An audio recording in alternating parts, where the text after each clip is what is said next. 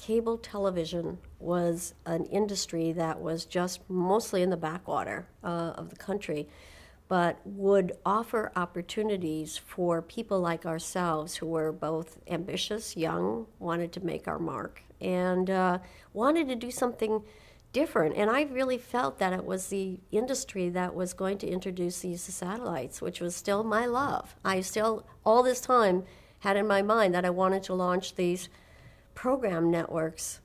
And I might have been thinking more of news or communications, in fact, fact-based communications than sports, which is what I ultimately did. But it's we just decided that we wanted to get into the cable industry and move back east to interview with people and so forth.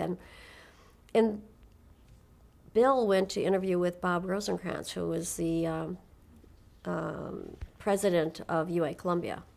And UA Columbia was maybe the 8th or 9th largest cable operator at that time. Then in those days, there were many cable operators, but the operations were still small. I mean, there weren't that many cable subscribers.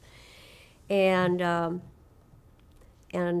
Bob was interested in doing franchising. In the early 70s, that was a very heavy time of franchising for cable. It was starting to expand and trying to get into the suburban areas of large cities.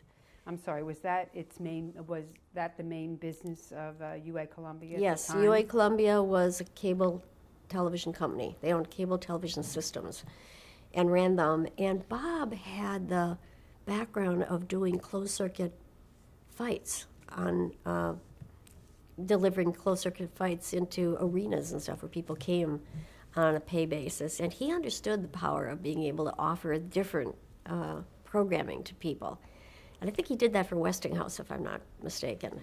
Well, let me just So ask. he understood the power of what cable could be, even though it wasn't at that time. I wasn't really looking at changing the world for women, to be honest with you. I was really focused on pursuing my passion for launching these program satellite networks. And I was looking for the opening to do that.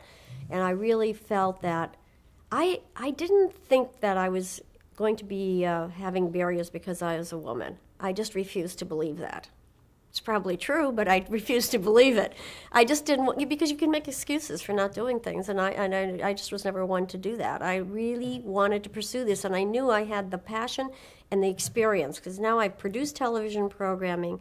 I knew about satellites, and I thought that my husband and I both thought that cable television was going to offer the opportunity to do bring new programming and so forth. And that was the beginning of some of these local sports networks and things that were coming into the marketplace in the early 70s, especially here with Madison Square Garden and around New York. And you could see the potential was just starting to bud. And cable, to be anything, had to offer more than just off-air signals, because if it was just off-air signals, it would never grow. People wouldn't have paid for that. I mean, people had the attitude of, what, pay for television? You must be crazy. I don't need any more television. I've got these 3 television networks.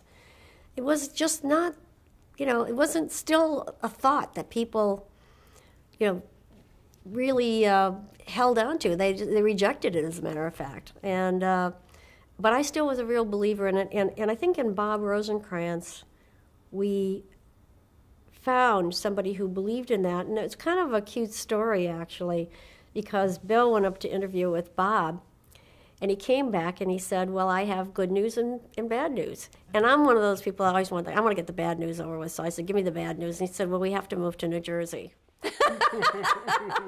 And of course, I only knew New Jersey, like the part where you go past the oil tankers, and stuff like that on the turnpike. So I thought, New Jersey, oh my God.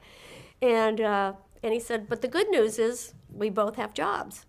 And I said, oh yeah. And he said, yeah. Bob looked at your resume and he said, boy, she looks like she's really hot. She's got some real talent here. What's your wife like? And so I really described however you described me. But Bob actually called one of my references, who was a friend of mine from the Communications Satellite Corporation, and he said, is she some sort of Amazon? I mean, is she a feminist or a women's libber or something like that? I mean, am I going to have a lot of trouble with this woman?